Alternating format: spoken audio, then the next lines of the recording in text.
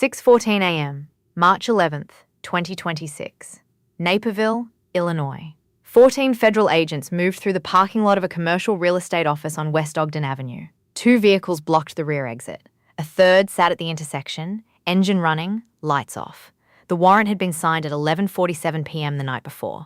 Estimated sanctions-evasion transfers, $23, $4 million. Time span, 17 years. And a federal file that had been sitting in a Chicago field office archive for nearly a decade, administratively closed, untouched, until a bank audit in late 2025 pulled it back into daylight. The man inside the office, a licensed real estate broker operating 4 LLCs out of the same Naperville address, had no idea his morning was already over. He arrived at 6:09 a.m., same as every weekday.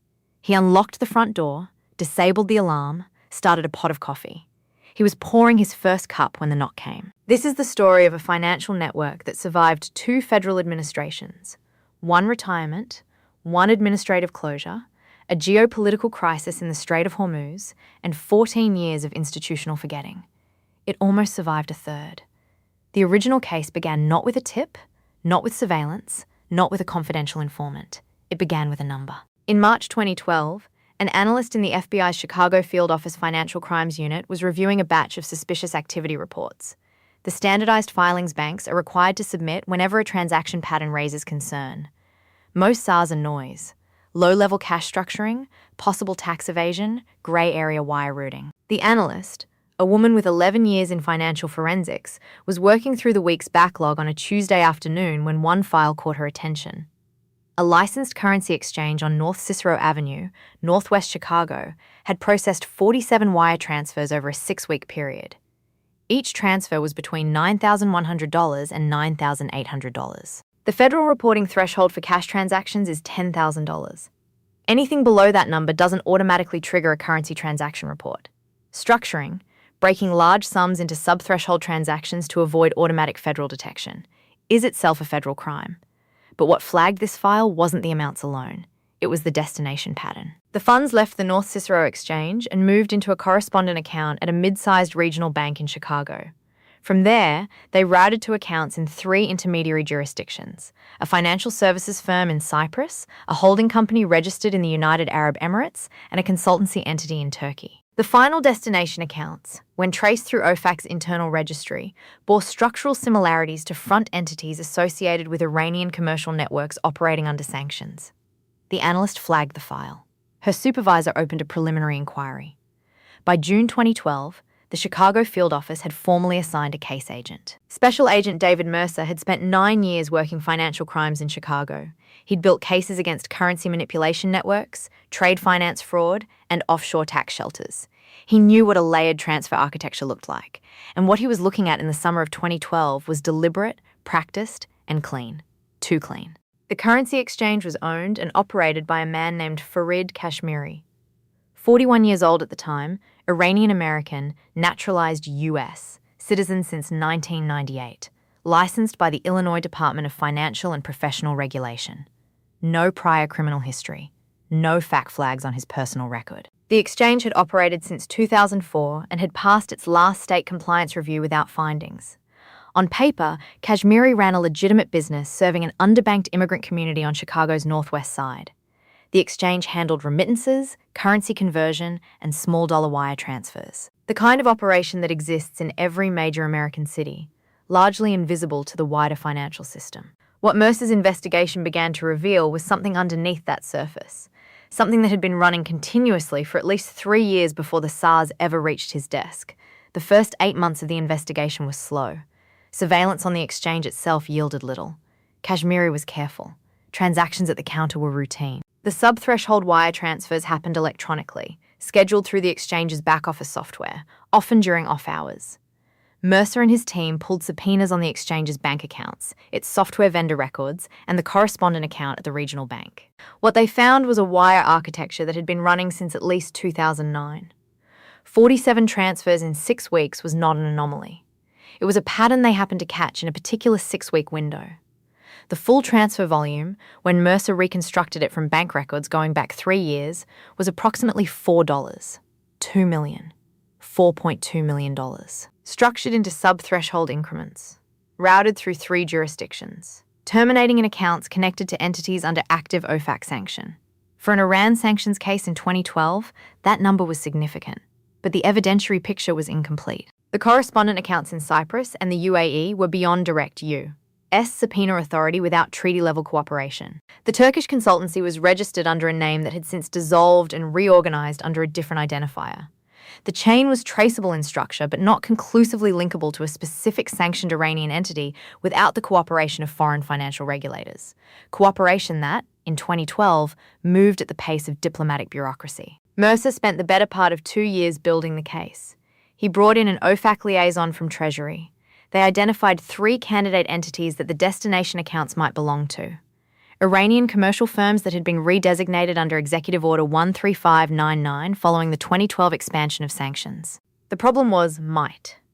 The evidentiary standard for a criminal indictment required more than structural similarity. It required a demonstrable link. The OFAC liaison called it a strong circumstantial case with a gap in the chain. That gap was the final destination account holder. Without it, they had evidence of structuring, a crime on its own, but a lesser charge. They didn't have sanctions evasion. Not yet. Here's what most people don't understand about federal financial investigations. They don't fail because investigators are wrong. They fail because the evidentiary bar for criminal indictment is genuinely high, and the systems that hold the last piece of the puzzle are often outside U.S. jurisdiction. Mercer wasn't wrong about Kashmiri. He was right. The gap between being right and being able to prove it in federal court is where most financial crimes cases end up stalled.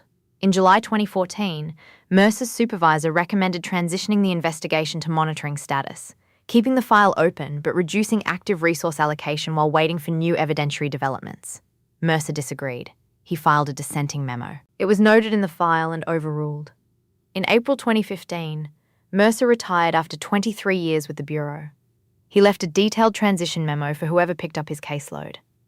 Nobody did. In February 2016, the Chicago field office conducted an administrative caseload review. Files that had been in monitoring status for 18 months or more without new evidence were eligible for administrative closure. The Kashmiri file was 18 months and 9 days old. An administrative supervisor signed the closure notice. The file was archived. On North Cicero Avenue, the currency exchange had closed its doors in October 2015, the same month Mercer retired. A lease end notice. No fanfare.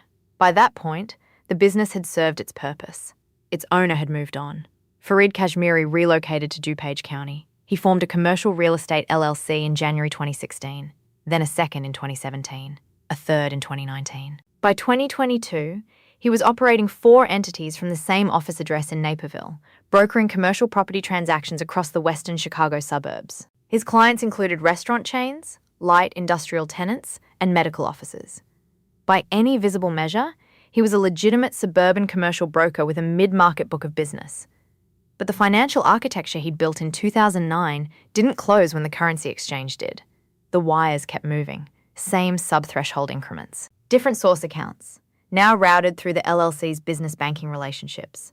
Different destination structure, with an additional layer added sometime around 2017.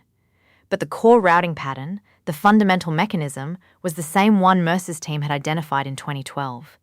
Kashmiri had simply moved it from one business vehicle to another. And for 9 years, no one was watching. The case reopened because of something that had nothing to do with Fareed Kashmiri. In September 2025, Iranian military forces conducted a series of incidents in the Strait of Hormuz that resulted in a U.S. naval vessel being damaged and 3 commercial tankers being seized.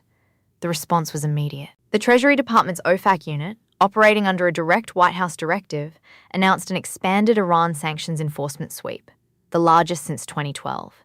As part of that sweep, Treasury issued retroactive compliance demands to 47 U.S. financial institutions, requiring them to audit their correspondent banking relationships for any accounts that might have facilitated Iran-linked transactions going back 15 years. One of those 47 institutions was the same regional bank that had processed Kashmiri's correspondent account in 2012.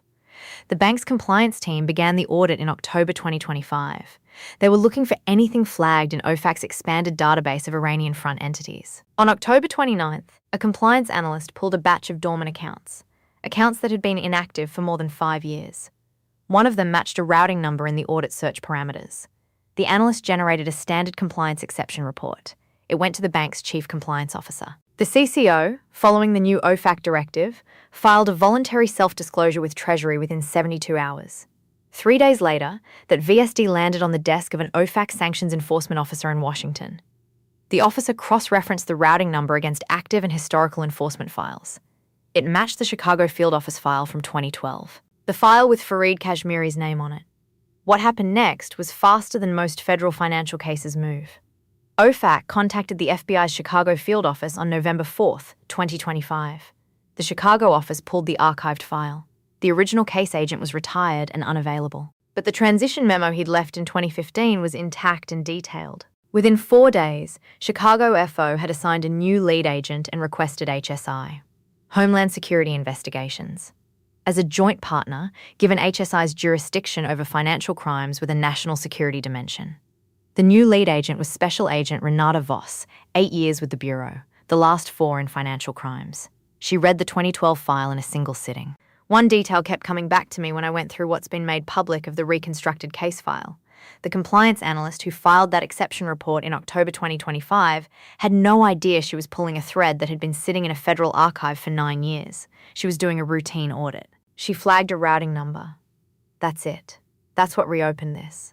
Voss and her HSI counterpart, Special Agent Jerome Whitaker, started from the routing number and worked forward and backward simultaneously.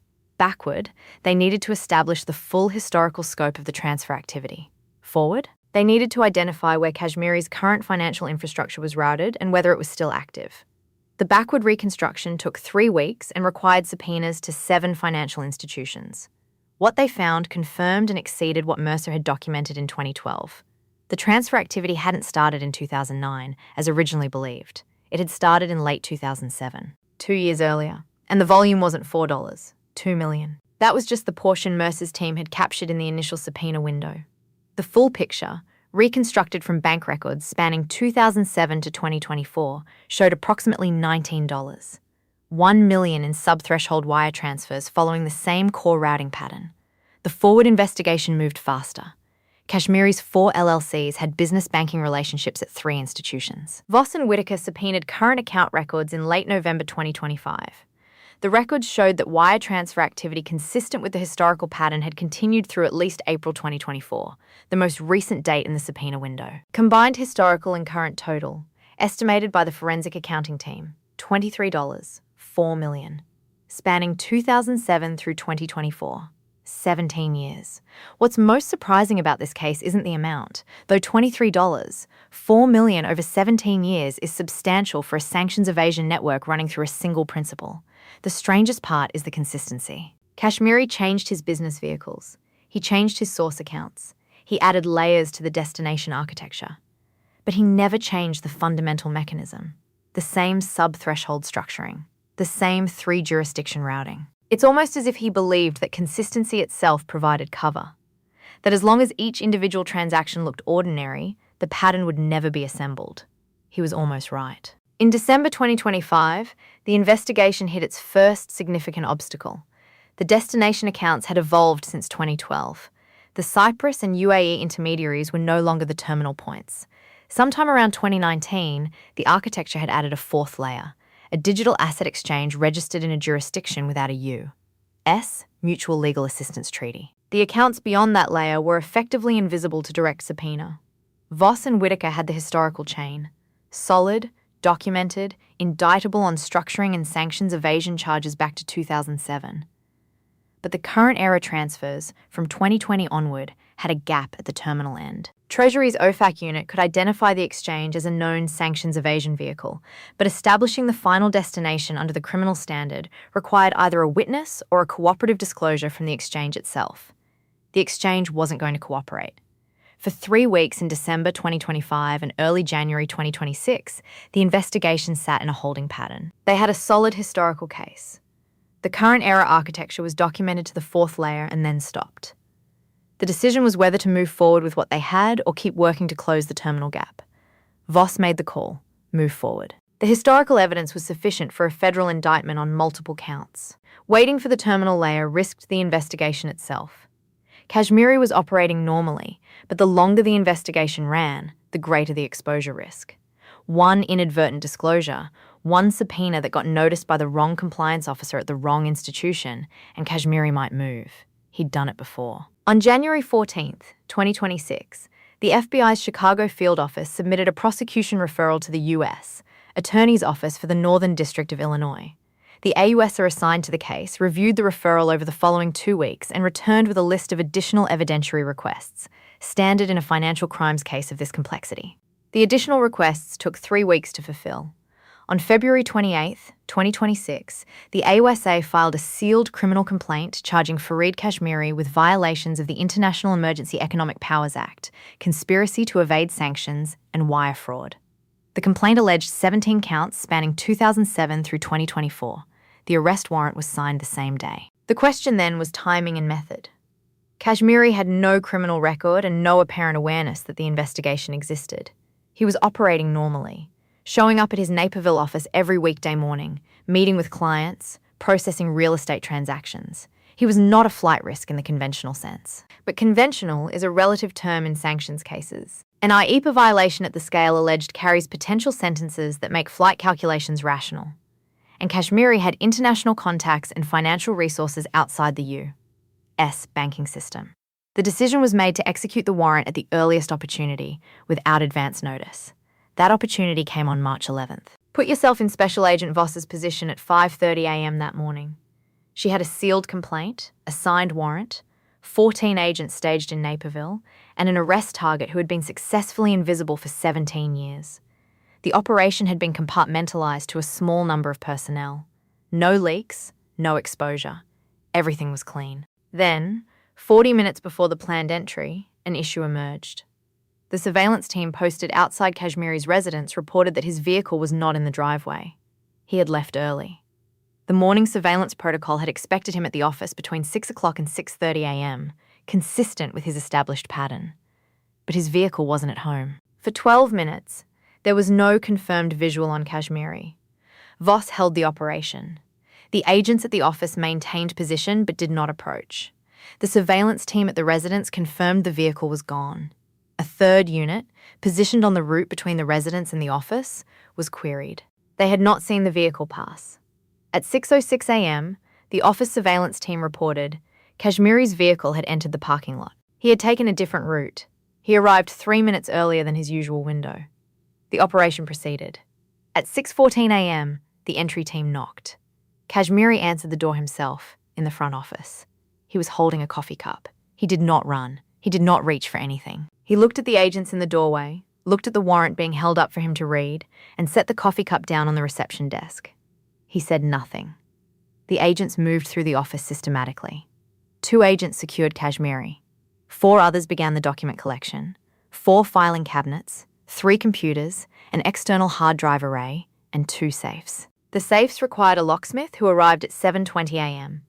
One contained real estate documents and a personal firearm, legally registered.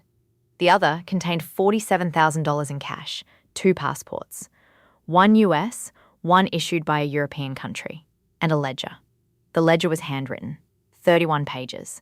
The forensic accounting team spent the next 6 weeks going through it. What it contained was not a complete picture of the network, but it was enough to confirm what the subpoenaed bank records had suggested.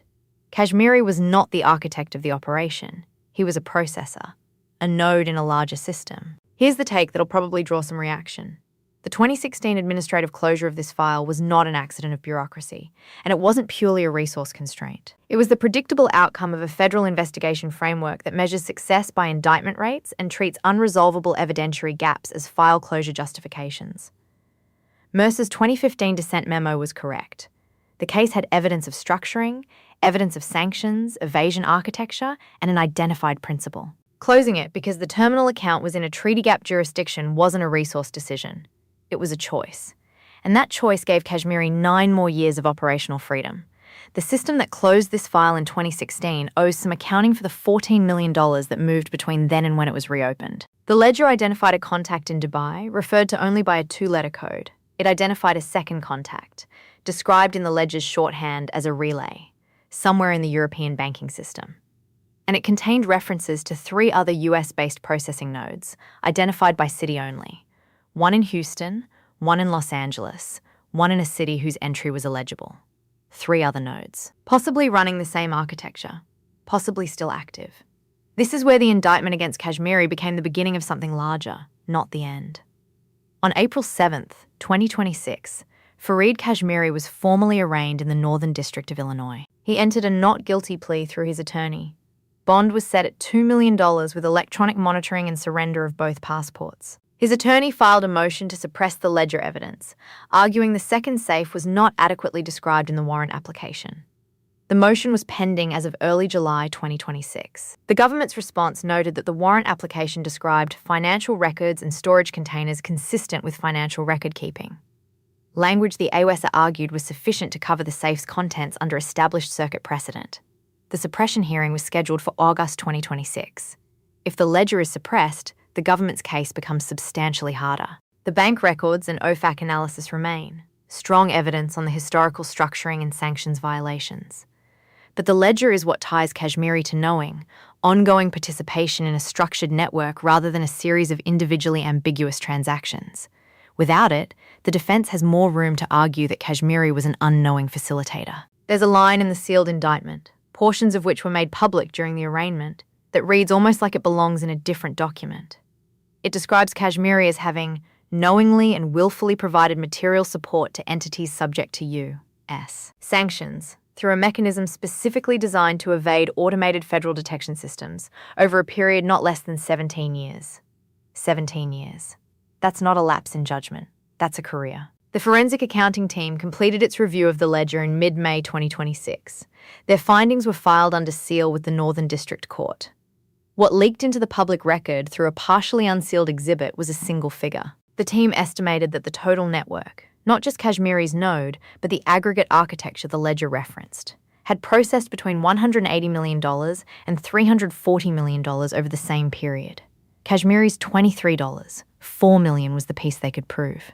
The rest of that range was structural inference from the ledger's references to the other nodes. The Dubai contact has not been identified. The European relay has not been identified. Of the 3 other US-based processing nodes referenced in the ledger, law enforcement has not publicly confirmed whether any have been identified or approached. The Houston reference was included in a grand jury subpoena filed in the Southern District of Texas in May 2026. The filing is sealed. What do you think? Did the institutional failure that closed this file in 2016 make a $14 million difference to Iranian entities operating under sanctions? Or was the gap inevitable given the jurisdictional constraints? The comments on this case have been running since the arraignment. The answer isn't as obvious as it looks. By June 2026, the investigation had formally expanded into what federal documents described as a related financial network inquiry. The Chicago Field Office, HSI, and OFAC were jointly coordinating. A separate team in the U.S. Attorney's Financial Crimes Unit had been tasked specifically with the other node references. That inquiry was ongoing as of late July 2026. No additional arrests had been publicly announced. The original lead agent on the 2012 case, David Mercer, was contacted by federal investigators in November 2025, shortly after the file was reopened. He met with the new team for 4 hours. His recollection of the original investigation was detailed and consistent with the archived records. He identified the Cyprus correspondent as the key gap that had stalled the 2012 case and confirmed that his 2015 transition memo had outlined a potential pathway to the terminal account that was never pursued after his retirement. He was not charged with any failure of duty. He was thanked for his cooperation.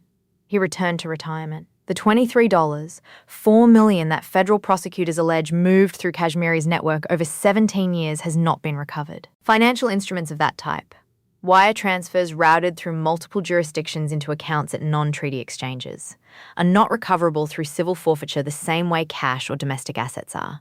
OFAC can designate the destination accounts. It can freeze any assets those entities hold in US accessible systems. It cannot reach money that moved through the system years ago and dissipated into the operational spending of sanctioned entities. The $23.4 million is gone. The network that processed it, or at least the portion running through Naperville, Illinois, is dismantled. The other nodes remain unconfirmed. The suppression hearing in August 2026 will determine whether the ledger survives as evidence. If it does, the government has a strong case on the 17-year count and a trail pointing toward a broader network. If the ledger is suppressed, the scope of that trail narrows considerably. A commercial real estate broker with 4 LLCs and a Monday through Friday office schedule processed $23.4 $4 million for sanctioned entities over 17 years. He survived one federal investigation. He survived an administrative closure. He survived a decade of institutional forgetting. What caught him wasn't new surveillance, wasn't an informant, wasn't a proactive investigation. It was a bank audit triggered by a geopolitical event in the Strait of Hormuz. The demand for sanctions-evasion infrastructure, the systems that allow sanctioned entities to access the international financial system, did not stop when Kashmiri's office door closed at 6:14 a.m. on March 11, 2026. The warrant is executed. The file is open. The network it belonged to is not. If you want to follow what happens at the August suppression hearing, and what the sealed filings in the Southern District of Texas might eventually surface, subscribe. This case isn't finished. Comment below. Why yes if you think the other nodes get identified before trial. No if you think the ledger gets suppressed and this ends at one arrest. We read every comment on these cases.